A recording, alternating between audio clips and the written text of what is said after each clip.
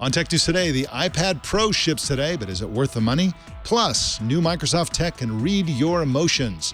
And Facebook ships a new app that uses your lock screen as the medium. It's all coming up next on Tech News Today. This is Twit. Bandwidth for Tech News Today is provided by CacheFly at CACHEFLY.com.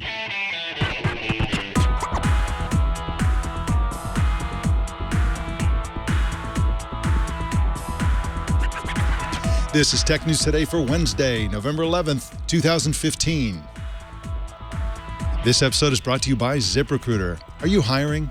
With ZipRecruiter.com, you can post to 100-plus job sites, including social networks, all with a single click. Screen, rate, and hire the right candidates fast. Try ZipRecruiter with a free 4-day trial now at ZipRecruiter.com/TNT. And by Braintree. Looking to set up payments for your business? Braintree gives your app or website a payment solution that accepts just about every payment method with one simple integration. Plus, Braintree will give you the first $50,000 in transactions fee-free. To learn more, visit BraintreePayments.com/TNT.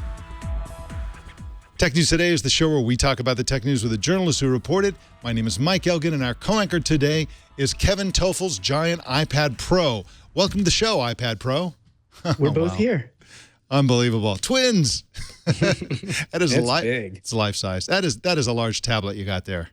Yes, it is. It actually almost is like a full-size photo. Look at that. If you pinch to zoom, you'll be full. There you go. That's bigger than full size. Scary. That's almost exactly full size. That's incredible. That's scary. Well, there's the screenshot I'm going to post on Facebook right there. Oh, goody. Very nice. Now, we're going to get into the iPad Pro in just a second, but first I want to talk about Facebook Notify. We covered the rumors, we covered the inside, people with familiarity with the matter stories, and now it's shipped today. And what I'm interested in as far as this goes is Facebook's contention that your lock screen is its own medium. But before we get into that brief conversation, let's check out Facebook's video. Notify from Facebook sends you notifications from the sources you trust. Whether you're a sports fan, a film buff, a news junkie, or a little bit of everything, stay up to date on the things you care about, right on your lock screen. Notify. Available now in the App Store.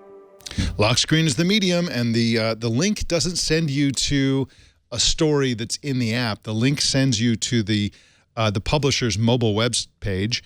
They have 70 media partners. There are no ads, no monetization. This is US only. This is iOS only. But still, this is an interesting play, Kevin Tofel, because, of course, once again, they are trying to capture your attention before you even use your phone, before you even unlock your phone. Well, they're trying to do that, and I'm wondering, are they gathering any information from those notifications as well? Because, that's a lot of what Facebook does. I don't particularly want those kind of notifications on my lock screen from a non-native app, I guess is what I should say. So we'll see how many people actually go for this.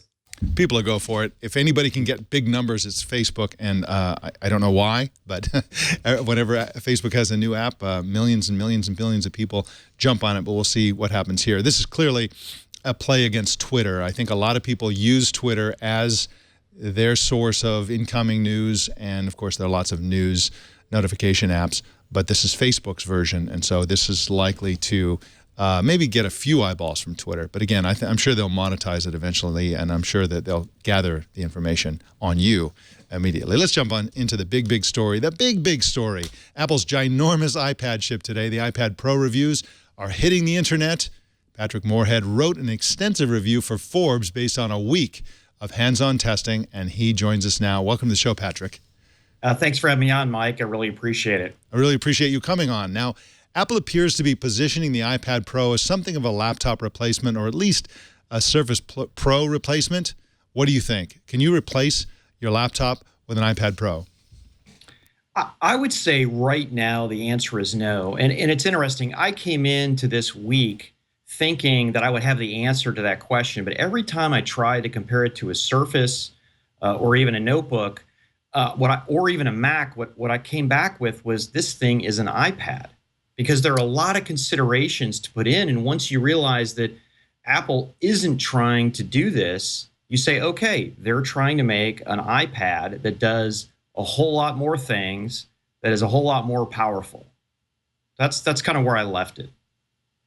So to me, Pat, and I've only just got mine about 30 minutes ago, so I have, no perspective on it whatsoever. Yes, it is a big iPad, as we were making fun of just as the show started. But part of me says maybe it's not a laptop replacement yet, and that's because Apple has pretty much put out really powerful, at least what I think is really powerful hardware, and hoping that developers then create purpose in the apps for it. Do you think that's a fair assessment? I think it's a very fair assessment, and I actually cover that in the very long concluding paragraph that I had. I think, in pure Apple fashion, like the iPhone and the iPad, Apple builds it and the developers come. And I really think we're just scratching the surface here. I mean, I used some incredible apps. One of them was UMake. I used some Adobe apps that were incredibly powerful. And they were incredibly powerful, not in that they were difficult, but they took very high density content, even 4K video, 8, 12, 16 megapixel pictures, and even made it easy for a person like me to do very, very intensive modifications. UMake essentially enables somebody who's really good at doing 2D drawings to create it, convert it automagically, and yes, that's a word, I just created that, into a 3D drawing to give the 3D CAD folks to give a better representation. So a really long answer to your question, Kevin, but I totally agree. We've just scratched the surface here. Patrick, I have a bunch of Pixel devices, and the screens on these devices are great. I absolutely love them, and more to the point, once I've started using a Pixel quality display, going back is just nails on chalkboard. Can't do it. I won't do it. And I think they just look fantastic. But how does this display compare? I mean, Apple made a whole bunch of claims about how this is revolutionary, et cetera. But how does this really compare to your average ordinary Pixel display? Well, I've used the Pixel display, and for my use cases, I really felt like I got a lot more out of the iPad Pro. It's big, and with a big display, it's challenging to have the right color clarity out there. And I really think Apple nailed it. One of the usage models that I really enjoyed was going in and looking at pictures that I took with either a high-quality camera or even with my iPhone 6S Plus. Movies were good, too. Now, would I have wanted a 4K display? Yeah, but I also, want unicorns on a Sunday. For dinner. Hey, Pat, in a prior life, you and I go way back. We used to talk when you were at a major chip maker, and silicon. So I'm really curious in terms of performance. I've seen some benchmark tests and whatnot, but what do you make of the Apple A9X that's inside the iPad Pro? Because I think it's one of the compelling features, and that really gets us back to that whole mobile versus desktop transition. The A9X is stunning. I mean, I don't even have words for it. I wouldn't have bet money that Apple would have continued this generation after generation. But versus the iPad Air, it's 2 to 6 times higher performance. And I did finally post some benchmarks up there. And compared to Samsung, I mean, it just obliterates everything. And compared to even the iPhone 6S Plus, you're looking at 2 to 3 times the graphics performance and about 30% improvement on the processor itself. I mean, this thing is very, very impressive, and it fits in that 10-hour battery life that you've come to know and love from Apple. Now, Patrick, this thing has 4 speakers, and they're strategically placed. How does it sound? How does the iPad Pro sound? Yeah, so it sounds really good. I've been a little critical of some of the iPad sounds, particularly when I look at solutions like the Surface Pro 4 that are front mounted. There's just a difference, and I think what Apple did is took that even a step further to get to 4 speakers, where it actually modifies the highs and the lows depending on how you're holding it, which I think is really cool. And the other thing I found really interesting was that they had a choice. They took a lot of the area of the inside that they could have stuck more battery. I think this thing could have gotten 15 or 20 hours battery life, but instead they invested that volume into a much higher quality experience. I really feel that the bases are a lot better. iPads have sounded a little bit tinny to me in the past, and I feel like you're really getting a lot more bass. It's not like having a subwoofer, but quite frankly, it's a lot better than anything I've experienced with any of the iDevices. Yeah, I've already went and played some Apple Music tunes and rotated the screen to have the highs and lows, switch speakers and all. It works pretty well just based on very limited testing. It's fairly impressive at first glance. Now, the device actually comes with, or actually you can purchase an optional smart keyboard and a pencil.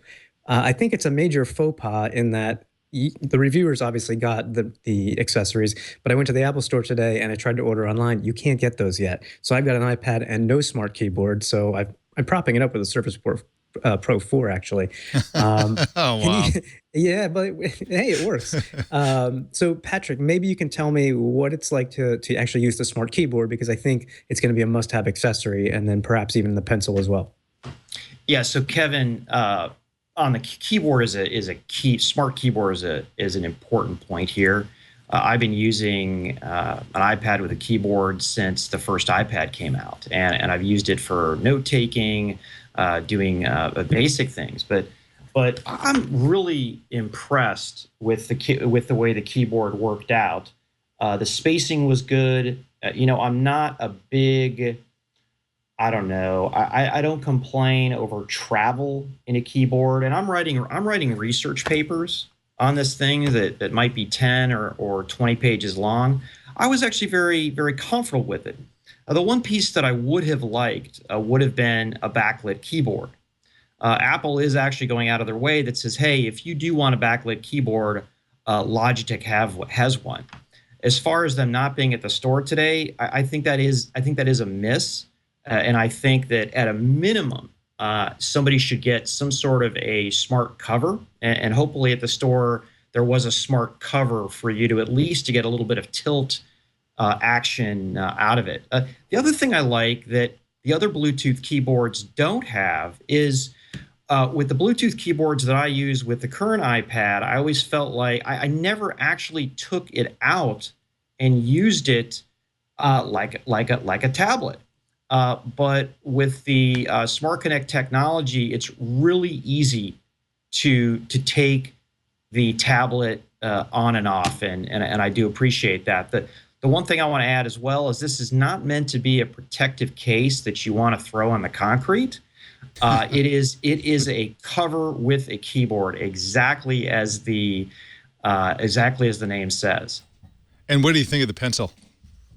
The pencil, I actually like it. It's funny, like I think all of us on here, we've all been around the block when it comes to pointing devices, whether it's with a Palm, whether it's pen Windows. Heck, I worked for NCR 25 years ago when pen and Windows was going to take over the planet. I was never really attracted to it, but I have to say that they've removed a couple obstacles for me. One of them being the refresh rate and the latency. There was nothing more annoying than putting something across the screen and having it then catch up a microsecond later. And again, I don't care if it's a microsecond. If you notice it, you will notice a difference. And one thing when I read up on the pen is what Apple did is it's about a 240 hertz, so 240 times a second. It's testing it.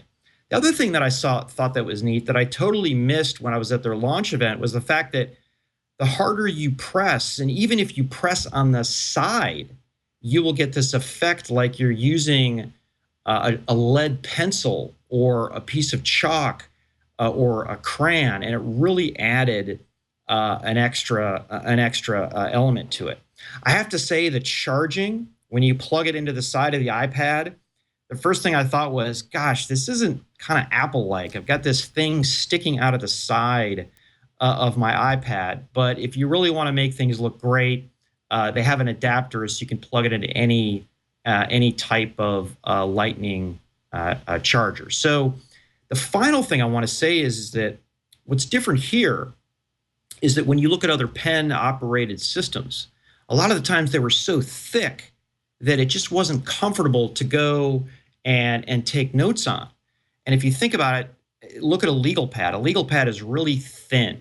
It's not as thick as a small town telephone book.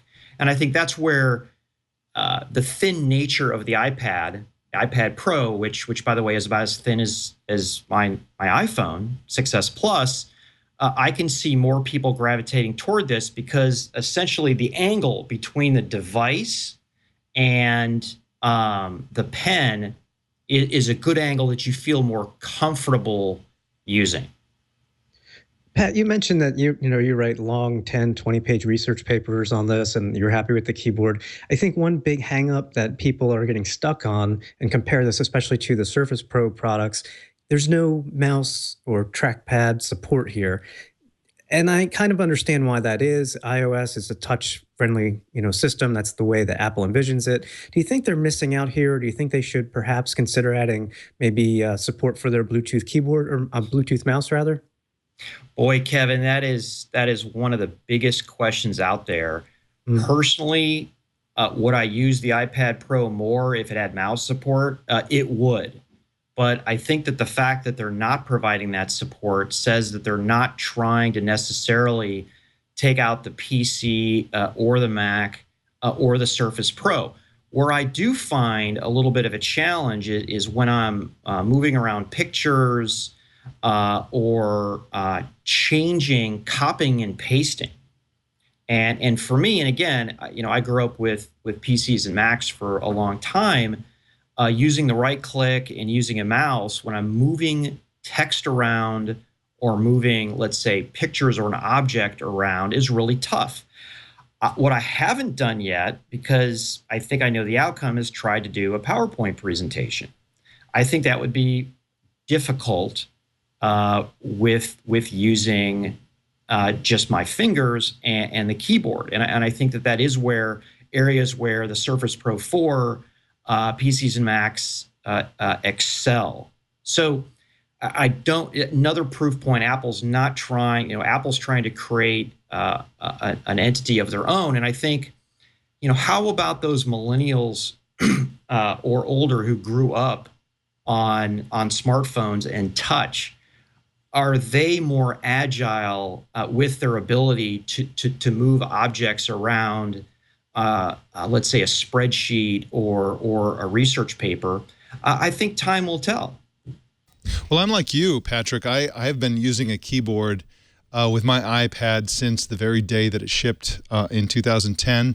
I've used a wireless Bluetooth Apple keyboard. It's been great. I loved it. But yeah, that gesture. Let's say you want to insert some letters between letters on a word. You actually have to reach up, and then you have to wait for the magnification to go, and then you have to kind of move your finger a little bit to get the thing, and maybe it's not just right because the text is so small. It's really awkward, really, really awkward. I'd love to see them support the mouse in the same way that they supported the keyboard with the iPhone.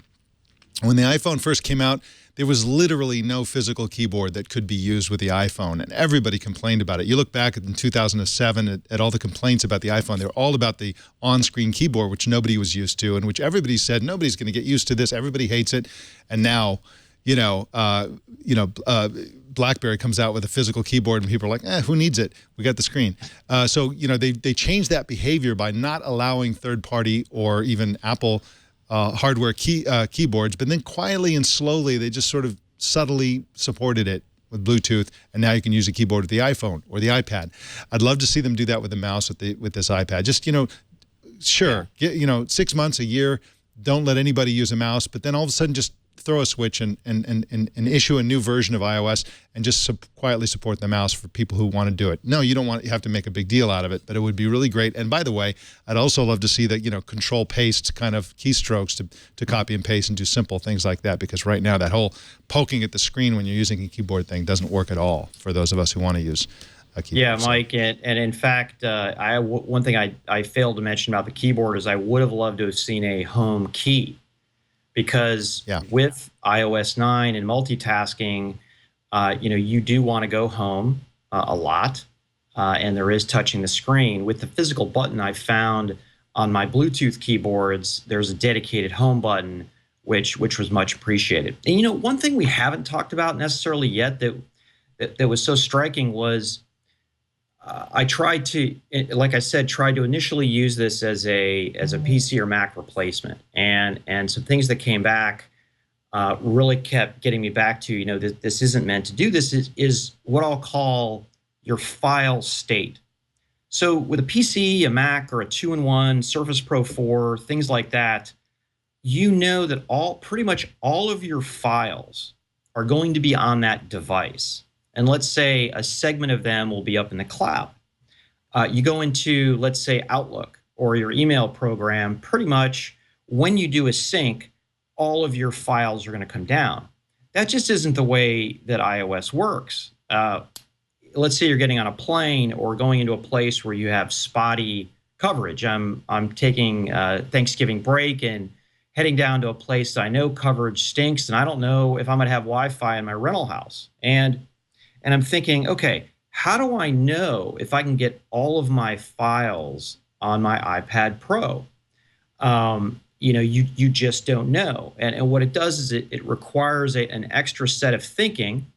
Let's say you're using OneDrive for iPad, you can pin files down. I think you could do that with Box and a couple other programs, but taking your entire work file or something like that, you have to actually think a little bit more about that. And I actually think upon usage, that could keep people who are comfortable with that model on their PC, Mac, or 2-in-1 from coming over to the iPad Pro. And that behavior is even easy on a Chromebook Pixel, which is a cloud device. So that is a great point. Patrick Moorhead is at moreinsightsstrategy.com and on Twitter at Patrick Moorhead. Patrick, thanks for joining us today. Thanks for having me, Mike. Appreciate it. We got some reader feedback. We have some audience feedback coming up in just a second. But first, I want to talk about ZipRecruiter, the best way to hire people. There are a bunch of benefits to this site, but one of them that I want to focus on is how great it is to get the results of your job post. You can post to 100-plus job sites with a single click. You probably know that, including social networks. Very powerful, but with great power comes great responsibility. And then you get the sort of the tsunami of people interested in your job coming back from all quarters. Some of them are qualified, some of them are not. Even those who are qualified vary in the degree to which they are qualified. And the interface that ZipRecruiter shows you for those people coming back interested in your job is not only filters out people who are not qualified according to your criteria, but it will show the qualified in a sort of ranked order. So you can see right away who are the most qualified that you want to pay special attention to. That's just one of the many ways that they make the whole process of hiring people so much more powerful. You can enjoy built-in social recruiting. This posting to social networks is a very powerful way to find people. And of course, people vary. I mean, let's face it, people vary in how they use technology. There's a certain correlation between the age of the candidates you're going after and how they interact with technology. For example, lots of younger people are going to never see your job post on a desktop or a laptop or even a tablet. They're going to use their smartphone. And one of the great things about ZipRecruiter is that they embrace the mobile job seeker. They have mobile optimized pages that look great on any screen. And so if you're looking for people who are right out of school, you have to make sure that your job is going to reach them on their smartphone. There's so many benefits. You can customize your branding, add multiple users to your account at no extra charge, create an instant job page on your site with all your branding again, and you can have a company careers page. So many ways to hire the best people. It's such a huge advantage. And we have a user testimonial from a happy ZipRecruiter client named Dan, who said the hardest part about running a business when you need to hire is that you have to spend extra time recruiting while you're short-staffed. But with ZipRecruiter, I've gotten quality candidates within 24 hours of posting a job. ZipRecruiter's website makes this process so much faster by letting me manage candidates in one place. And that really is the power of ZipRecruiter, is just the ease of the whole process. Today, you can try ZipRecruiter for free. Just go to ZipRecruiter.com/TNT. That's ZipRecruiter.com/TNT. And we thank ZipRecruiter for their support of Tech News Today. A Silicon Valley-based startup called Envisage Technologies wants to transform digital photography with a new technology called quantum film. Stephen Shankland is a senior writer for CNET News and joins us to explain all of this. Welcome to the show, Stephen. Thank you again. Sorry that it took us so long to get to this story, that iPad Pro. There's no talking about it briefly, and I really apologize for that. Now, what is this quantum film business? What is this technology that they've been working on for, I think, 6 years now? Yeah, more than that. So they want to improve the quality of photos that we take with our smartphones. So right now, if you take a photo with a big SLR, you'll get a better image quality than you'll get with your smartphone for a number of reasons. But one of the big ones is something called dynamic range. So that's basically what's the distance between the brightest part of the image and the darkest part of the image. Often when you take a picture on a sunny day, somebody's face will be, half of the face will be in the sun, half of the face will be in the shade.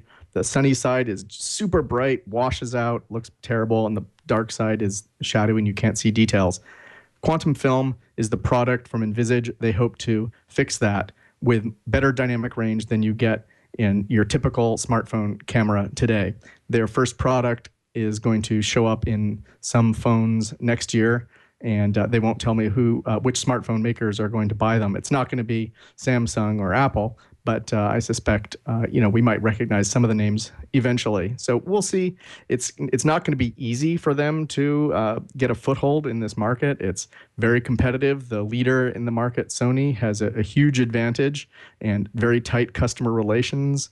But it's a promising technology, and it looks like it could at least shift the market a little bit to better dynamic range.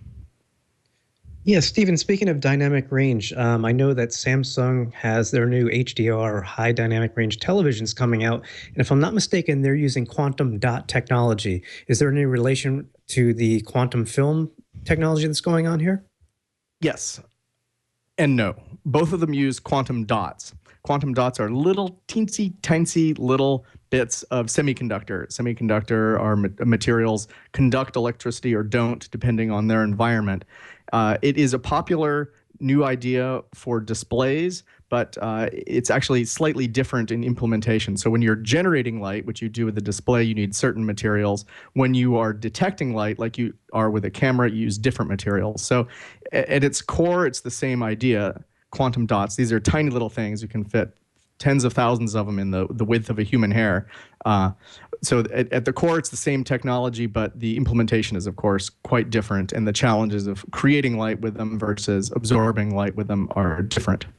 Now, of course, the whole point of this is superior imagery. So let's take a look at a video that this company, Envisage, created last month. And what I want to point out in this video is that they really did a great job of finding nightmare conditions for this condition that you talk about. In this video, you'll notice that there's super bright sunlight, but then the subject matter is in the shadows and so on. So let's take a look at this video.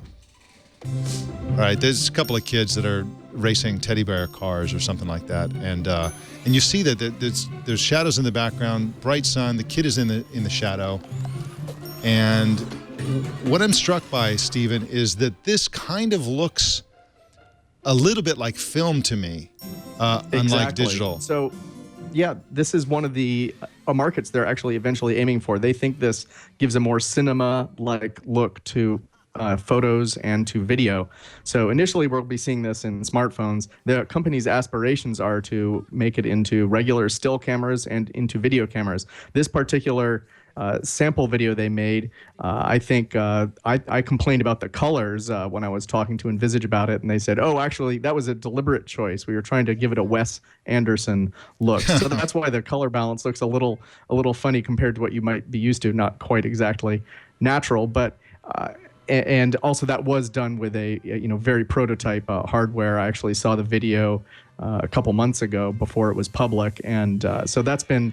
I'm sure they've improved some of the hardware and software since then. But yeah, it is interesting that some of the characteristics they think are going to be very good for cinema too.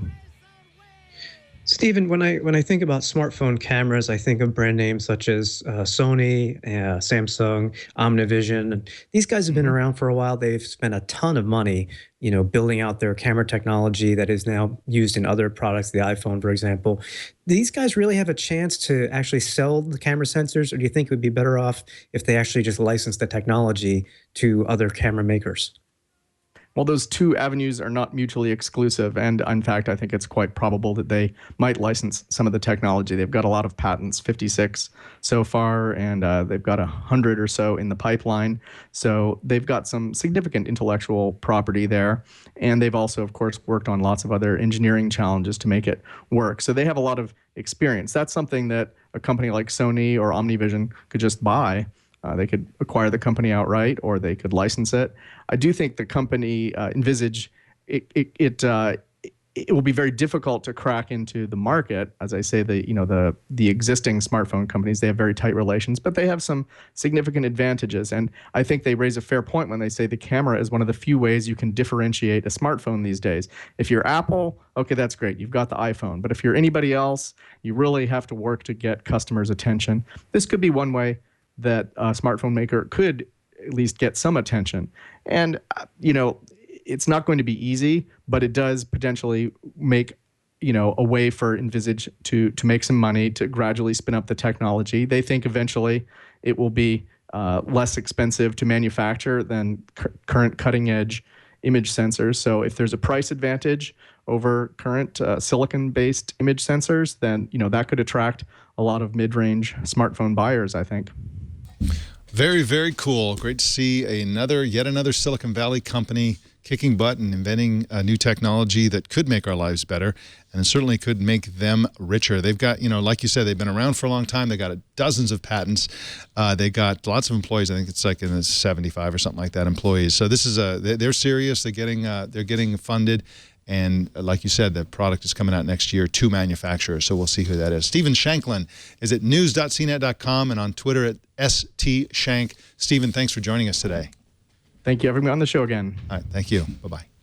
Microsoft today announced amazing new features for its Project Oxford developer tools. Blair Hanley Frank is Bay Area correspondent for IDG. Welcome to the show, Blair. Hey, Mike. How's it going? Thanks for having me. It's going great. I'm so glad you're on. Now, what is this Project Oxford business? So Project Oxford is a really interesting group of advanced services that Microsoft has released to developers based on research capabilities it's been working on for years. Stuff that's been developed through Microsoft Research and through other divisions of the company. And they're finally being released to developers so that they can then use these sorts of really advanced machine learning and artificial intelligence based services in their apps without having to build them themselves. So Blair, one of the aspects to Project Oxford that you had shared in your story was that Microsoft is using or showing off that this can actually detect emotions. Is that correct? And how are they doing that? Yeah. So, I mean, if you've ever seen like the television show Lie to Me, humans show their emotions on their faces. We have, some number of core emotions. Microsoft is tracking 8 of them with this emotion tracking technology. And it looks at what's on a person's face in a photograph, and it uses a machine learning model to figure out, well, is this person happy? Are they looking sad? Are they looking contemptful or angry? And it then returns all of that as an array to the developer so that they can then make a guess about, well, how are the people in this photo feeling? And then what can you do with that? Well, you can do things like figure out if somebody's on a roller coaster and, you have those cameras that snap your picture as you're going down the roller coaster. Did they look like they're having a great time, or did they look like they're clinging to that roller coaster for dear life? And you can actually do that from a computer vision standpoint without having to involve a human. And do they look like they're about to lose their lunch? Right. Now, you had a nice little story about how Microsoft arrived at this feature. They basically observed how people were using certain technology. Can you talk a little bit about why they added emotion detection? Yeah, so Project Oxford already has face detection in it with some certain capabilities. If you remember like that howold.net website that they showed off at Microsoft Build where you put your photo in and it gave a guess as to how old you were, that's using Project Oxford's face APIs. And what Microsoft was finding was that people were taking those APIs and finding faces and then doing sentiment analysis on those photos anyway. And so what they figured they would do is, they wanted to do some of the heavy lifting there so that developers didn't have to take, finding the faces and then build a sentiment analysis tool on top of that. They'd just be able to plug in another Project Oxford service and do it them without that effort. Yeah, I think I want to see this for, getting rid of bad ads that I see on my phone when I make a sad face, because I'm trying to think of one of the most useful features, and that would be great for me. But so this is not just limited. It's an artificial intelligence is what it sounds like that they're trying to build in here. And it's not just limited to still photos. You had mentioned in your article that they may be looking at bringing this to video as well. What are they going to do, or how are they going to use this for video? Yeah, so for video, right now they've announced 3 capabilities. They've got a motion smoothing capability that's similar to some technology that they built out in what they called a hyperlapse project. It's actually not the same as Facebook's hyperlapse app. There's an Instagram hyperlapse app. It's not related at all. But what that does is it takes some shaky video and it tries to stabilize that and see how to create a sort of smoother video that doesn't look like it's being held by a human. And then in addition to that, they also have a motion tracking API. So it looks at, a video clip and it says, well, when is their movement? And they've spent a lot of time working to figure out how can we make one of the best motion tracking APIs that there is, and avoiding certain pitfalls like lights turning on and off. Usually that will trigger some more rudimentary motion tracking systems. It doesn't trigger this system. And then finally, there's also face tracking. So if you feed it a video clip of people with faces, it will actually figure out who each person is and track where they are in the frame, and then report that back with where they are in the position of the video plus with the frame number of where that person is. So that's useful for things like video editing, where you want to know, okay, where's this, what's the person's path that they're taking? Are they crossing from the left side of the frame to the right side of the frame? Well, that video API can actually tell you. And you also pointed out that they have a new feature for voice analysis as well. What is that all about? Yeah, so they've got a couple.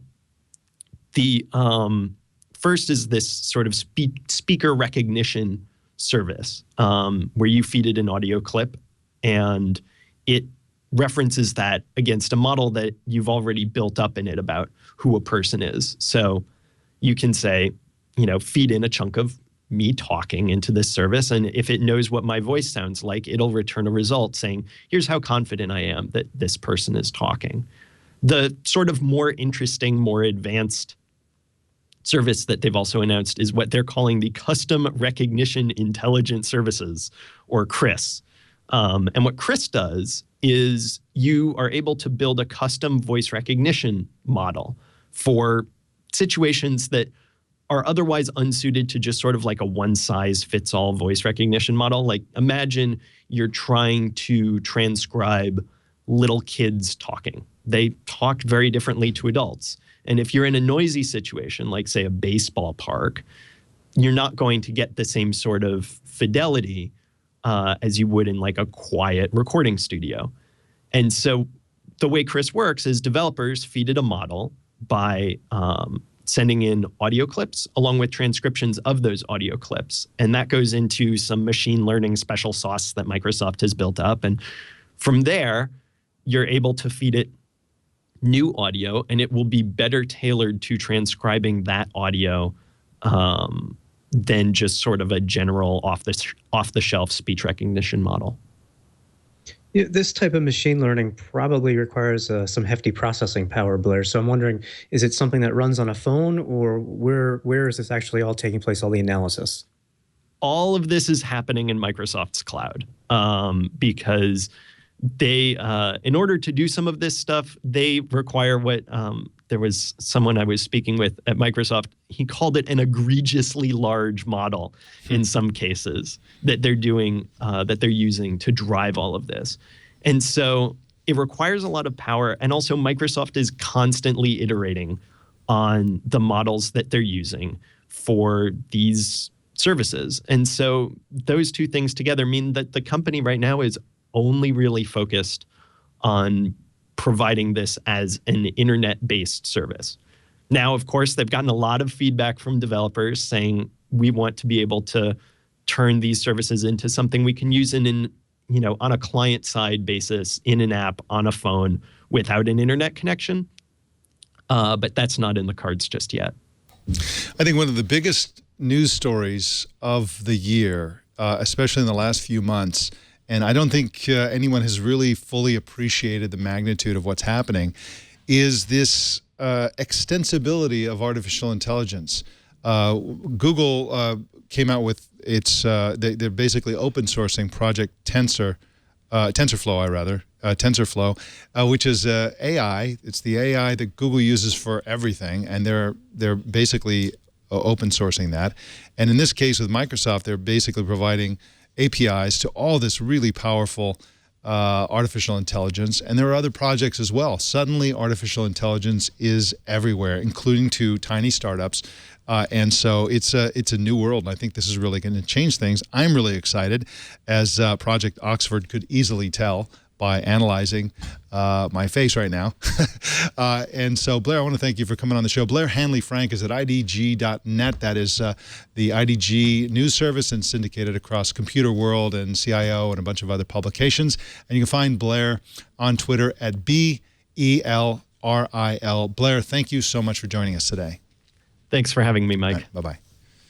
Well, you may have heard that Facebook is not only blocking links to a competing social network called Sue, I think it's called Sue, a girl named Sue, but is even blocking stories that mention the site. That sounds nefariously underhanded, but Wired writer Klint Finley says that the real story is, well, it's complicated. Klint joins us to explain. Welcome to the show, Klint. Hey, thanks for having me back. So glad you're here. And again, I'd like to apologize for you as well. We're running a little long today. Now, before we get into your piece, can you tell us all about Sue? What is this social network? How does it work? And also, why is Facebook objecting to it? Okay, so it's a new social network. Well, I say new. It's been around for at least a year now. But it pays users a share of the revenue from the ads that are shown on the content that they post to the site.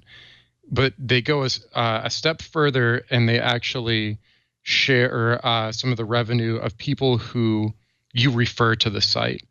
So I'll come back to that element of it in a moment. But Facebook is not, so they're completely blocking any attempts to share any link to Sue's website in Instagram comments, even in Facebook Messenger, so that it goes it's a pretty extensive block.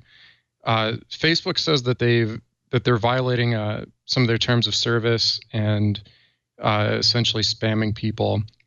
Actually, I should clarify. They're not saying that Sue is doing that, but that Sue users are doing that. And so Sue says, they've done nothing wrong. Sue, the company, says that they've done nothing wrong, and all of their users shouldn't be punished because some people are spamming the system. Klint, obviously, like any story, there are two sides here, and I can understand both sides of this one. This seems a little heavy-handed, though, by Facebook. I mean, they're not just blocking the content, but I mean, any mention of Sue, any stories that mention it, any links that mention even this. I mean, I don't know if we mention it in our show notes today, if the show would be blocked on Facebook. Do you think that's a little too much power for Facebook? Absolutely, though I should also mention that they're not blocking all stories that mention Sue, and the two stories that we had seen that were blocked, they have unblocked since our story ran, or actually maybe even before the story ran. So there were actually a lot of stories that mention Facebook blocking Sue that did go onto Facebook. So it's not clear, and they wouldn't tell me why the 2 links that I found that were blocked were blocked. But that said, that is, I think, the big problem here in terms of Facebook, is that they have an enormous amount of power to control what people see. There's 1 billion people using Facebook now. It's becoming sort of synonymous with the web for a large number of people.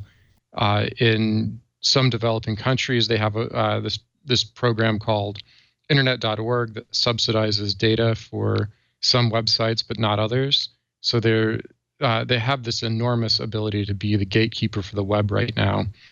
And what this incident shows is just how thoroughly they're able to scrub something from the web, even if they're doing it unintentionally, and the effects that can have on a business.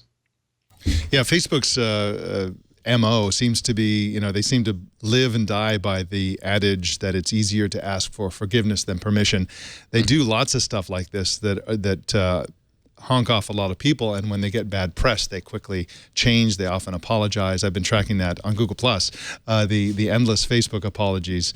And in the case of things like their real name policy, they'll go ahead and just do all these things to people, and then the individual groups that get the publicity over the real names policy, they work with those groups while continuing to apply it to the less powerful groups. This is one of the things that the cynical side of me dislikes about Facebook quite a bit. But there's also a backlash. Is there a Streisand effect here? I mean, all of a sudden everybody's talking about Sue, which basically nobody has even mentioned since they launched a year ago. And is this great publicity for them? Suddenly everybody's talking about what their business model is, how it works, that they are potentially a threat to Facebook or whatever. Do you think that Sue is having a great week? Yeah, I do actually. Yeah, and I think if Facebook's intention was to block them because they're scared of them as a competitor, which I don't really buy that. But anyway, if that was their intention, it's definitely backfired. Sue is all over the news this week, and started to be Friday. So it's that's definitely boosting their profile right now. Yeah, I first heard about this. I use Friends Plus Me to auto post my Google Plus post to Facebook, and they just blocked it. I did a thing about how they were censoring this. This is early in the week when they were essentially blocking everything, and that was like, wow, that's pretty efficient. To even get, I thought that was some kind of backdoor, but no, it didn't work. Klint Finley is at klintfinley.com, possibly on Sue.co or whatever it is, who knows, and definitely on Twitter at Clintron. Klint, thank you so much for joining us today. Thanks again for having me. All right, thank you. Well, I got some email from a TNT fan named Steve Overton who wrote about our coverage of Facebook Messenger's new photo magic feature. He said, quote, I don't have a Facebook account. I actually canceled my account when the iPhone app I downloaded asked me to give it permission to access my entire contact file to load to Facebook. I realized at that moment that Facebook was coercing users to share all the data contained in their contact file with them. So that would mean that if my contact information was in an acquaintance's contact file, all my information would be shared without my permission. Now Facebook is taking it to the next level under the false pretense that they're helping each user share photos more easily, when in actuality, anyone who's taking a picture of me is now giving Facebook permission to recognize me in that photo. I'm not actually paranoid. I just don't like the idea of knowing that someone else is determining my level of privacy. And that is a great point, Steve. And, on the one hand, you can opt out of being recognized. You can actually go in and say, I don't want to be recognized in other people's photos. But there's a problem with that, as far as I can tell. First of all, most people won't bother to opt out. But even if they do, Facebook still recognizes you. I mean, it makes sense, right? In order to honor your opt-out, they have to first recognize your face in photos, match it to your name, and then check your name against a list of people who have opted out. So even if you've opted out, yes, they won't share, they won't be able to use your face in this whole scheme, but Facebook itself is recognizing your face, and this has got to be by definition. What do you think about this, Kevin Tofel? Is this a privacy violation? Should people care about this? Oh, I think people should care about this more than they probably do. I think Steve, I wouldn't consider Steve paranoid either. I think it's smart management of his privacy controls. And I tell you what, Facebook has changed those many times over the years, and it takes some effort to really manage them the way you want to. So you have to really pay attention to what's going on there. Yeah. And, I love the fact that he's highlighting this fact. It's become something of a banality to have apps that you download say, oh, yeah, can I connect to your contacts? I mean, we always think about, okay, do I want to give my personal information to this app or this company? And I might say, no, I don't want to. And then, they have your cousin or a former coworker or just somebody you barely even know that you met at some business meeting once.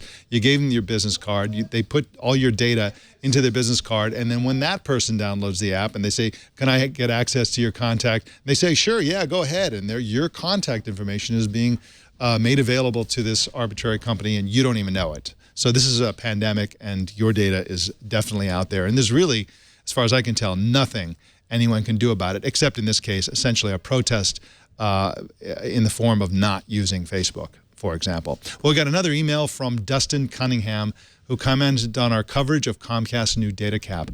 He said the Comcast data cap has been around for a while here in Nashville, Tennessee, and surrounding cities. I've been a Comcast customer for 3 years and have had the 300 gigabyte cap. The staff at Comcast did not tell me about this cap. Go figure, it's Comcast we're talking about, he says. And I received a phone call from them that I was close to my cap. I unfortunately went over this cap and was charged the extra $10. In my opinion, it's just another way for Comcast to nickel and dime us. Love the show. Keep up the great reporting. And we appreciate that note. And of course, yeah, that's another problem people are going to have to watch. It's going to be like your smartphone if you have a certain type of non-unlimited plan where you have to watch your data. Now your TV is going to be in the same boat, and that's going to be a problem, I think, for 4K users. So anyway, if you've got an email, if you want to comment on one of our stories or you want to suggest other coverage, please send us email to tnt@twit.tv.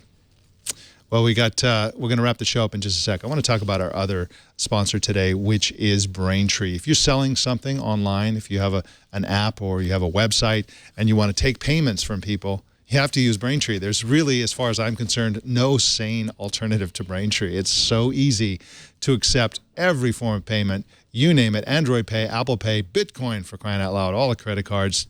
If you can name a payment system, they will take it. And if you can name a currency, they will take it in that currency. 130 currencies supported on Braintree. And all kinds of organizations use Braintree to accept payments. From startups to huge companies. If you look at the super unicorns like Uber, Uber's called an Ubercorn because they are up there in the 50 billion valuation range, even though they're not a public company yet.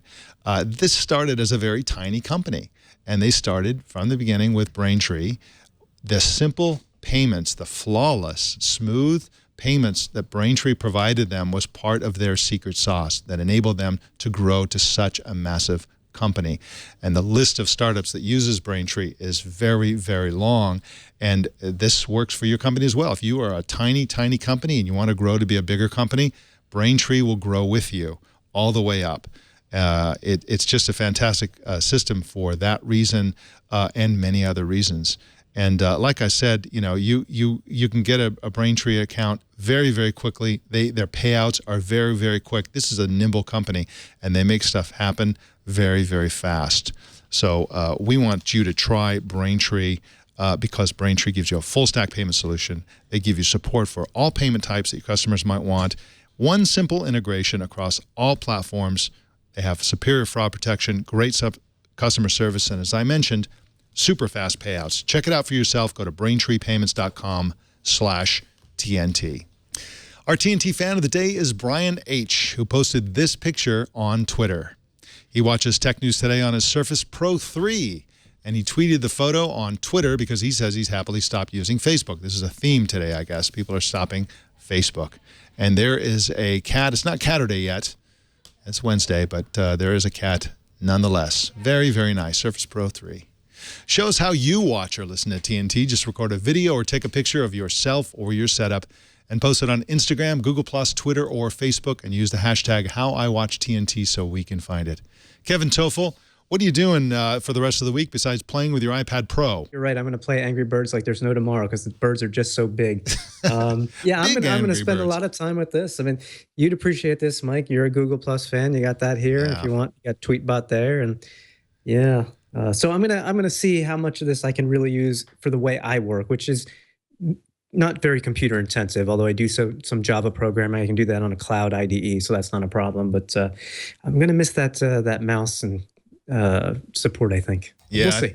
I think so too. You know, I was texting my wife during the show. I'm like, "Oh, you got to buy me one of these," and she's like, "Maybe," which probably means no. I mean, the reality is for most of us that it's an extra thing, and I'm trying to think of a justification about why I need it.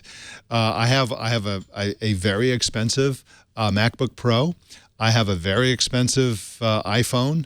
I have lots of other devices that are not Apple devices, and so for me to go and, I want the Cadillac, right? I don't want the minimum iPad Pro experience. I want the maximum iPad with the keyboard, with the pencil, and you're into above $1,300. And so is it worth $1,300? The ugly answer is no, it isn't. Unless the company is buying. Where's Leo? Unless the company's paying for it, it's not worth that kind of money. I just wish it was so that I could justify this purchase. But anyway, I hope you enjoy it. I can't wait to see what you write about it, and good luck getting a pencil and all the rest of it. So, Kevin Tofel, we will see you next week, and thank you so much for co-anchoring today. Sounds great. Thanks, Mike. All right, take care. Bye-bye. Let us know what's on your mind. Send email to tnt@twit.tv or call 260-TNT-SHOW. That's 260-868-7469. You can subscribe to Tech News Today on Spotify, or you can choose some other way to subscribe at twit.tv/TNT. If you're ever in the California county of Sonoma, come on in and watch us as part of our studio audience. Send email to tickets@twit.tv before you come in. Subscribe to our subreddit at technewstoday.reddit.com, and you can upvote stories you'd like to see us cover. And you can follow me at elgan.com. Don't miss our other news show, Tech News Tonight, at 4 p.m. Pacific every single weeknight. And that is the Tech News Today. This show is produced by Jason Cleanthus and edited by Anthony Nielsen. My name's Mike Elgan. Thanks for tuning in. We'll see you tomorrow.